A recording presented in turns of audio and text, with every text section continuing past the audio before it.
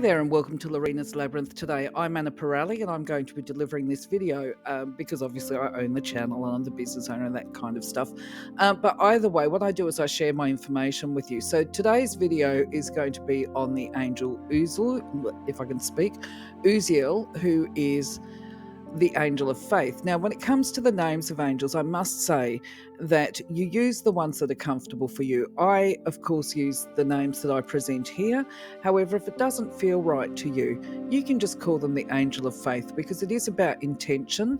And the other thing is we have to be comfortable. Whenever we're calling upon angels, we have to be comfortable. I like to have a name and because this helps for me to feel that I'm personalising my connection. But anyway, before we crack on into the video, I just want to say thank you very much. Invite you to leave your own comments and thoughts. If you've got your own experiences or understandings, please feel free to share them because I'm sure that I won't be the only one interested in them. I'm sure that we can all benefit from sharing our information. If there are questions and nobody responds to them, I certainly will read all comments, and if I don't respond to them below the video in the description and that kind of thing, I will actually share comments and mention the person and their question in the yarning videos that I do on a Sunday. But anyway, this series is based on my own experiences with angels, and sometimes I will talk about other people's experiences that they've shared with me. And when I do that, I'll let you know. So an interesting fact about Uzziel is that his name means strength of God or the Creator, whatever name you want to apply to him.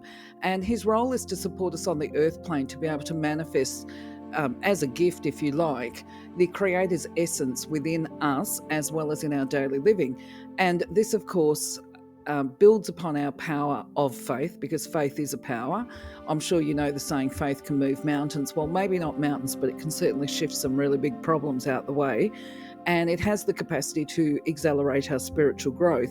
It takes an enormous amount of faith to be able to shift from this small-based aspect of self, of how we see ourselves, which is separate from the Creator, of course, and to be able to embrace the ideas and concepts of the Creator within our lives and connect to that eternal aspect of self. Now, some people call the eternal aspect of self our higher self. So that's the aim of faith, is to connect it all and to unite it all. So just an additional bit of information. When it comes to Uzziel, he's one of the fourth order of Mother's Angels. When we talk about angelic hierarchy, the angels were created with a purpose in the same way that humans were. So the difference with, I guess, is that if you were to compare human and other species on our planet, we've got different shapes and forms. That's probably not a good description. Okay, probably a better description is that we might be Asian, we might be Western, we might be European, whatever. When it comes to the angelic hierarchy, they have what's called orders, and it's not about an order where one is superior to the other. It's about specific traits that are associated with the order. So for Uzziel, he is one of the fourth order Mother's Angels, and they were created from a space of harmony, self-worth and acceptance, and the manifestation of divine feminine and maternal love. So this is the energy that they carry towards us, despite the fact that obviously Uzziel is said to be of masculine when he presents in a masculine form. But I wanted to make the point here too that when it comes to the angels, they actually are genderless. So if you were to see the angel of faith and it presented as a feminine, that doesn't mean that you're not seeing Uzziel. They're presenting and manifesting in a way that's comfortable for you. Beyond that, when it comes to the angels themselves, sorry, I just had to stop and sort out my little puppy for a moment. But either way, back to the video and what we're talking about with Uzziel. When we work with the angel of faith, any activity and actions that we do or experience, they have a new depth with heightened compassion and passion. And this is whether it's Uzziel or any of the other fourth order Mother's Angels. Emotions become a very powerful force, and these propel creations into existence. When we talk about angels like Micah, he directs the emotional movement and steers through his guidance to us to the right place at the right time. When it comes to Uzziel, he basically promotes faith, and this is what we're going to be talking about today, how he does that, how he gets us to build upon the faith that we've got. But either way, from a general perspective, they're all very comforting. They're much like a mother in their energy, who soothes the tears that we might cry. And if we've got wounds, they tend to our wounds and our wounded feelings so that we can open up our heart more fully to love and to life. And they do guide us from a space of passion, but they also inspire us to search for our own individual right place at the right time, while at the same time holding us in the security of a divine and loving embrace. And once you experience it, this is where language and words doesn't do justice to the concepts. Once you've experienced it, you will understand. And I really would look forward to seeing people's comments of once they've actually experienced this. So, the primary message of Uzziel is that faith is an inner knowing, and that when we're connected to faith and the divine, we're inspired to be conscientious and accurate in the details of what is true and what isn't. Now, faith is a very powerful energy, as previously said, in that it decreases forms of inertia and it motivates us towards what is referred to as right action, or divinely guided or inspired actions. And of course, divine guidance is that of the Creator. And often we hear that through the voice of the angels, or when I say the voice, of course, it's not, generally it's not clairaudient, it is actually via what we call the heart chakra, it's felt. Okay, so what I found particularly beneficial, as far as my understanding goes, and it might be beneficial to you as well, is that faith is not based on this external thoughts or beliefs even. Often we hear people say, well, I believe, or my God says, or my God, whatever. And it's based on the beliefs that are perhaps taught to them in the scriptures. So what the message is that basically faith is not about belief, it's about an inner knowing. When we feel that we know God, we don't say, I believe in God. How else would I explain this? I think if I was to draw upon my personal experience of conversations that I've had with people, there are some people that will say, I believe in one God, the Father, the Most Holy Creator, this kind of thing. It's a taught and ritualized prayer. But then when you talk to other people who are very sincere within their divine connection and their faith, they will say things like, I know in my heart it feels right. In my heart I feel God is X, Y, or Z. So the point being that the message that we get through from Uzziel is that faith is about knowing, and it is heartfelt. And when we have this inner knowing, that's how we become motivated and inspired. We're open to divine ideas, perhaps to complete a goal. It could be a project. And it's one that will actually advance the human cause, shall we say, or the spiritual cause.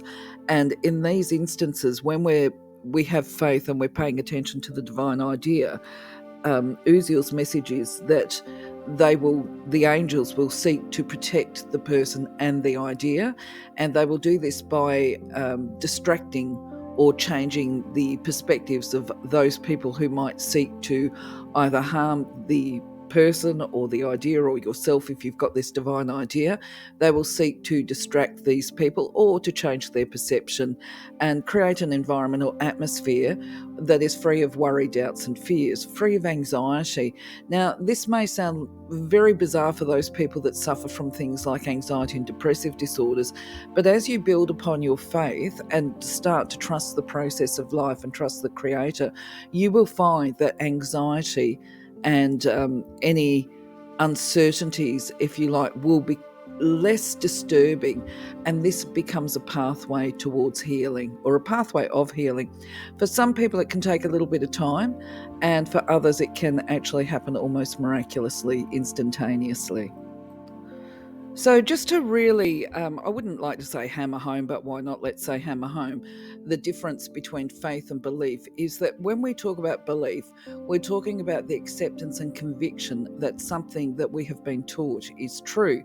Now, when we do that, we are putting our faith and trust and belief in a person that's got a human body that is teaching and sharing information with us. Now, we all know each human actually can be flawed in their interpretation, if nothing else, of words and language if it comes from textbooks. And this can include the scriptures as well. This is why you can find actually religious leaders that perhaps deviate from their own scriptures.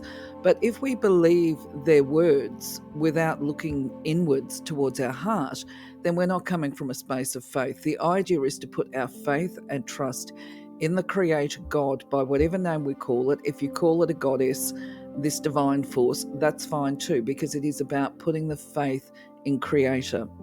So I hope that's clear to you. Faith is the inner knowledge within the heart. Belief is putting trust and belief in people outside of yourself. And they might be right, by the way. Just because they're a teacher and teaching what they believe doesn't mean that they have a wrong approach or anything like that. It just means we have to go within to find our own faith. People invariably will lead us down a pathway where we end up. I think it's the nature of humans. I welcome your feedback. Make your own comments here. I think invariably as humans, we tend to put our trust and faith in people that they actually are what they say they are or what they're aspiring to be. And that will invariably lead to disappointment if our sense of faith in the divinity is centered around a human being. Besides the fact that actually, from my perspective, faith needs to be placed on the Creator. And this is actually the guidance of Uzziel and something that I support, actually. Put your faith in the Creator, not in the teachers. So we talked about faith and belief, and faith being this inner knowing, this really core value, if you like, centered in the heart chakra. And we talked about belief being this acceptance or conviction that something is true. In some ways, belief can be faith if it becomes embedded into our personality. Now, this is where the idea of destructive faith comes in, where it's a belief in negativity, limitation, and things such as poverty and lack, or, the people that have the I would if I could, but I can't, so I won't kind of mentality comes in. This is a destructive, negative thinking pattern that keeps a person locked in potentially unhealthy circumstances, certainly unhappy ones when there's lack associated with it. And this is what we call destructive faith, keeping people locked into destructive cycles. And when we choose to go witness and observe our life path, or just take an observational stance of life, what we know is when people have got a belief in lack and limitation, it invariably is going to lead to loss of faith. Now, when we get to loss of faith, it is far more destructive than destructive faith. And this is sometimes because this fight to survive becomes a fight against the Creator, the God, and its resistance. And it usually occurs when the earthly world is just so brutal with the challenges that the person, could be you, could be me, we start to become overwhelmed with emotions such as despair, and there becomes this really deep-seated cry for earthly justice, and it never comes. So it seems, okay? And it's very easy and understandable when we come from a space of compassion that these people, whether it's you, me, or people that you know, they become enraged, or they start to question the existence of the divine, the motives, the agendas, the purpose, the meaning behind the suffering, all of this stuff. And we as humans, we become real masters at hiding our pain, pushing back the tears, and asking again, how could God do this to me? What kind of God would allow these things to happen? Why and how did God put me through this? And doesn't God Creator hear my pain and feel it? And why doesn't He maybe wave His magic miracle wand? Things like this. This is what we call the dark night of the soul, and it is the essence of our necessary struggle to reconnect with the eternal. And this is a primary message also of Uzziel. It is through having the courage and the ability to face the pain that sits at the root of all the other pain and despair that we can grow our faith and come through the other side of this dark night. Now, there's always a risk, of course, when we start facing these feelings of anger and rage at the horrors that we might have experienced, that we will lose ourselves in despair. And I can put my own hand up and say, that includes me as well. Despite the fact that I feel that I found the Creator and I had faith during dark days. It was through dark days I found my faith, if you like, for want of better words. But then life is cyclical, and I went through extra challenges down the track, and then I questioned it, and I questioned it far deeper. My darkness of the soul, I feel, went far further because I couldn't understand why it would happen to me. Call that a little bit narcissistic, but it was like, but I am a service worker. I am a worker of God. That was my aim to be, and I couldn't understand why God would hurt me. This whole blaming and shifting the blame onto other people. Why would he do this to me when I'm one of his servants? You know what I mean? I like to think of myself as a light worker back in the day. So anyway, where I'm going with this is, oh yes, you can end up in a really big tunnel of darkness. And then when we come out the other side of it, so I will draw on my experience here, my personal experience, because it might be relatable to you. When I went through the second tunnel, with that why me, I was a service worker, I did get bitter and angry and enraged. I was a good person. Why do bad things happen to good people? All this kind of questioning.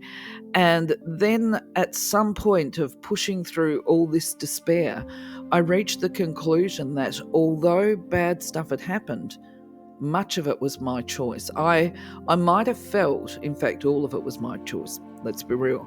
I was offered decisions, the forks in the road. I came to the forks in the road and I made decisions to prioritize X, Y, and Z. Now, when I think about it upon reflection, the reality is if I was put in that situation, I probably would do the same thing again, but I would probably not allow myself to become as emotionally invested in the outcomes of the choices that I made.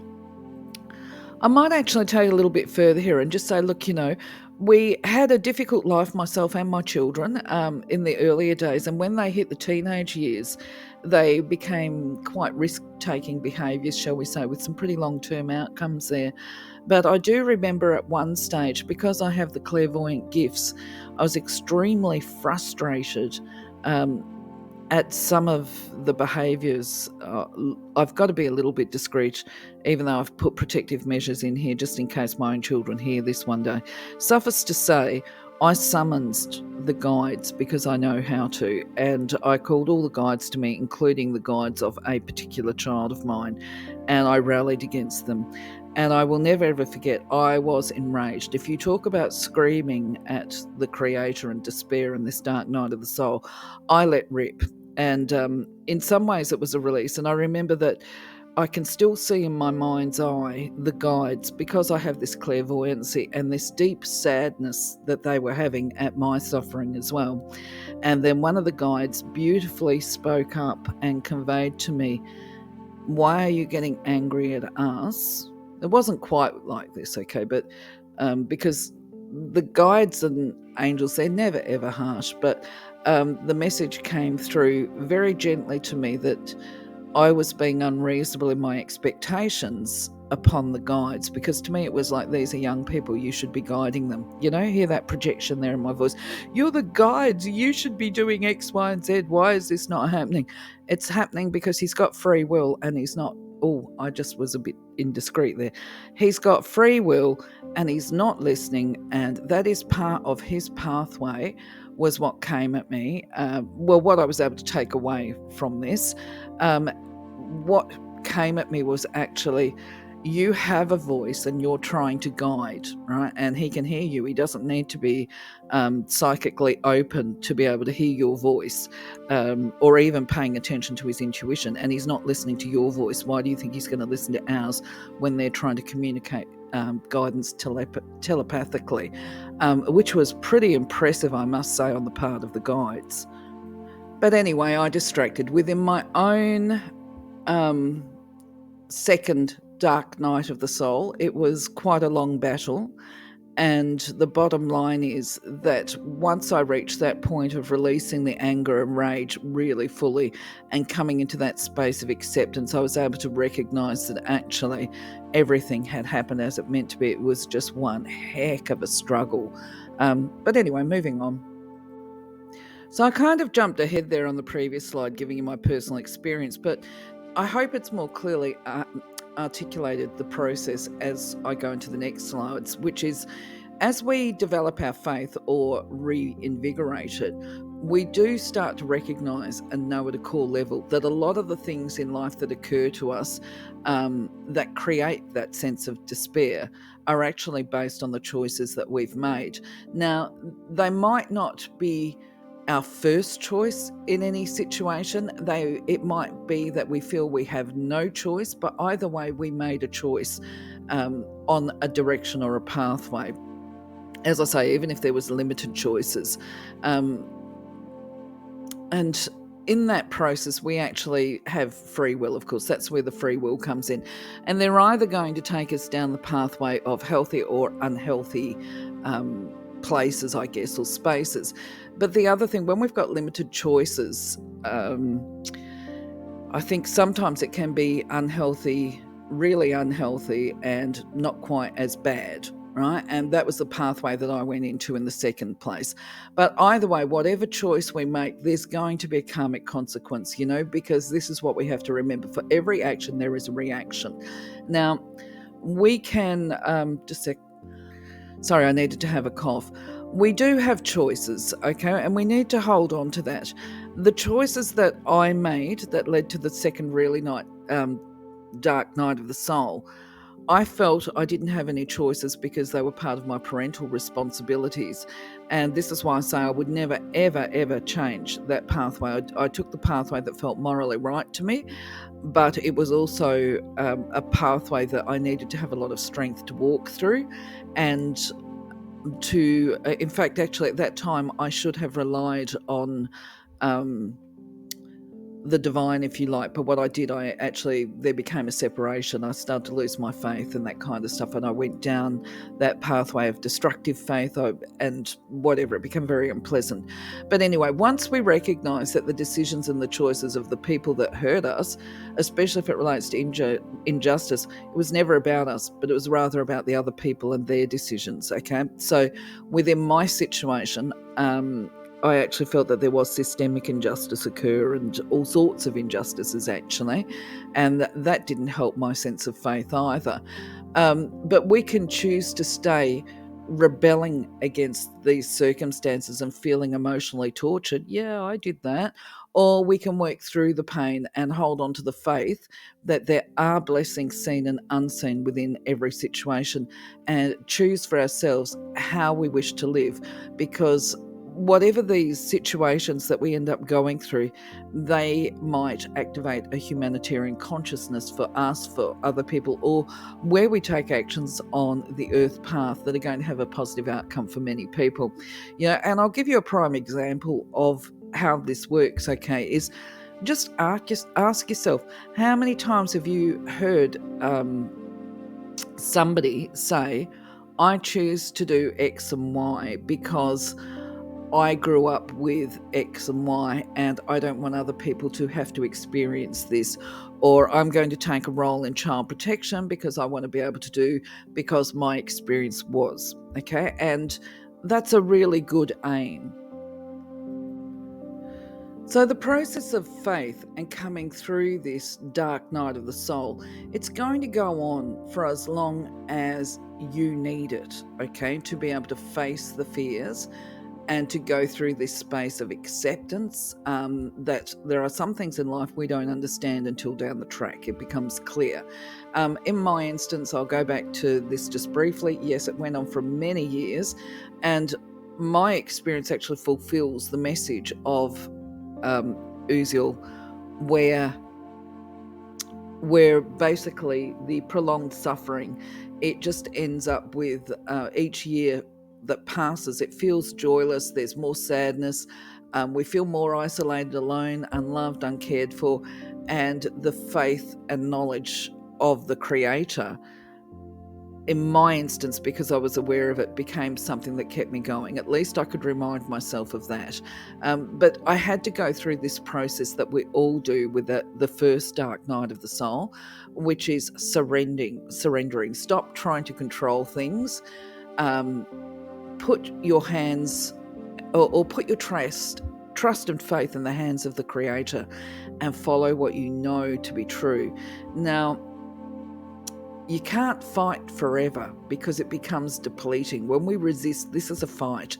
And when we're fighting and resisting our divine guidance and inspiration, it just it becomes exhausting beyond belief.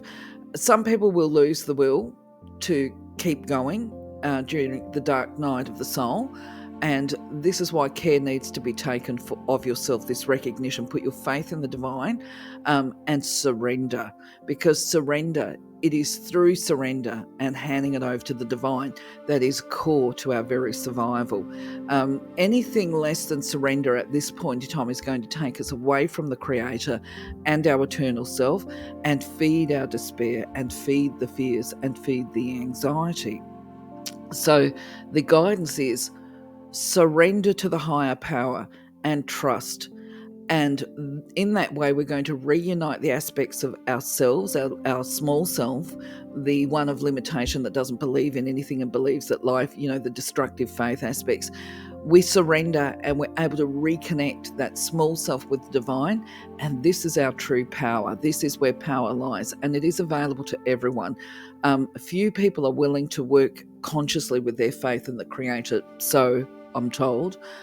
I don't know, I don't meet many of them, but the bottom line is, as we step into our divinity, this is one of the terms I use, we step back into our power and we stop being a victim of life because we're following our path. We're on our journey, our divinely inspired journey once we surrender. So the guidance that we get from Uzziel is basically invoke him and the Creator to ignite the ascension attitudes of love that lie within you. And these are the attitudes of love, surrender, and gratitude. And in that way, you're going to be able to fill your entire sense of being with faith, and you will be able to transcend any limitations of your mind and reconnect or connect with the eternal if it's the first time. You'll be able to overcome the illusion of doubt and separation from the Creator, because there is no separation. The Creator and the angels are with us at all times. We are never, ever isolated or alone.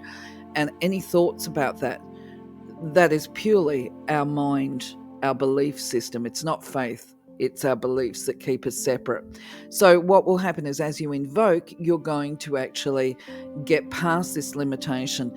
Now, Uzziel's primary message as well, another one of them, is that as we go through this dark night of the soul and we come the other side, it becomes a burning need for us. And that emotional space is the energy. It's an intensification of the desire to be one with the Creator. And as this intensifies, then we start to align with the divine will, and you will hear those sayings, I am aligned with divine will, I am, or not my will, thy will, things like that. It becomes a case of we no longer feel the need to control, and we're more able to go with the flow of life and respond appropriate to situations as they arise. Of course, the idea of gratitude is actually something that we do after every invocation or every connection whenever we pray, and we can start with gratitude or we can finish with gratitude. But either way, the idea is to embed gratitude as a core ascension attitude, of course, in your heart. So when we are grateful, sincerely grateful, that magnifies the blessings and miracles that we can actually experience. So even if your idea of developing an attitude of gratitude was one that was self-serving, the more you practice it, the more sincere it will become. So, of course, I recommend you close off with gratitude. And I always, sometimes I might do a gratitude ritual twice within an invocation activity. Sometimes I'll do thanks in advance, just in case I forget when I'm done, because my intention is to be grateful and to be a grateful person. And this is something you might be able to take on board yourself. It's up to you. You can be grateful more than once a day. You can walk outside and just be grateful at the world. You can be grateful for the blessings, anything. It's up to you. So with that, my friends, I'd like to say thank you very much for your time and your day. I hope that not only does the information that I've given that is attributed to Uzziel as divine guidance been beneficial to you, but also perhaps hearing my own stories of limitation and trying to surpass and overcome the challenges of life. They happen. And anyway, so hopefully you're going to benefit twofold from this video today. And I'm going to leave you to give consideration to practice some of the techniques of invocation, and just to say thank you very much. Have a wonderful, glorious day. Take care. Catch you on the next video. Bye bye for now.